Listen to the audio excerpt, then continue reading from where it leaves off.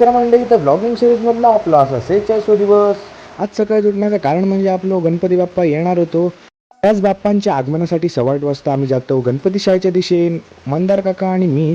आणि जातो तर बघतो तर 2 टेम्पो आतमध्ये गेले असतात, त्यामुळे आमचं टेम्पो बाहेर लावचं लागता. थोड्याच वेळात आतमध्ये जातो आणि आमचा जो गणपती बाप्पा असा त्याचं दर्शन घेतो पहिल्यात पहिला. आणि आमचं गणपती बाप्पा कसं कमेंटमध्ये नक्की सांगा. थोडीफार गर्दी कमी झालीच होती. तसं टेम्पोत आमचं गणपती बाप्पा भरतं आणि त्यानंतर निघतो आपल्या घरच्या दिशेने. मग काय, मग मंदार काका आपली गाडी काढून जातात आणि त्याच्यानंतर मग फायनली येतो घराकडे.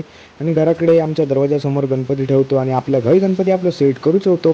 आमचे बाप्पा आमच्या वारकऱ्यांच्या सिंहासनावरती विराजमान होतं. तसेच आम्ही मंदार काकाच्या घराकडे जातो, त्याचं पण आमच्यासारखंच गणपती होतो, तो पण ठेवतो होतो. फायनली त्याचं गणपती वगैरे ठेवतो आणि निघतो घरच्या दिशेने.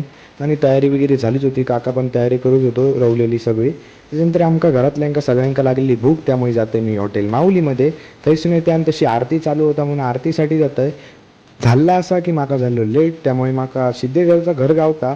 पण थंयसून मग आरती वगैरे करून आमच्या घराकडे डायरेक्ट येतं आहे. आणि आमच्या घराकडे येल्यानंतर आरती आपली चालू होता, आपण पाहू शकता. आणि सगळे आमच्या वाडीतल्या आरती घेतात आणि मनोभावे अशी आरती आमच्या करतात. वाईरकरांचं बाप्पा कसं वाटलं होतं कमेंटमध्ये नक्की सांगा. आणि व्हिडिओ आवडला असा तर लाईक करू विसरा नको, फॉलो पण करा.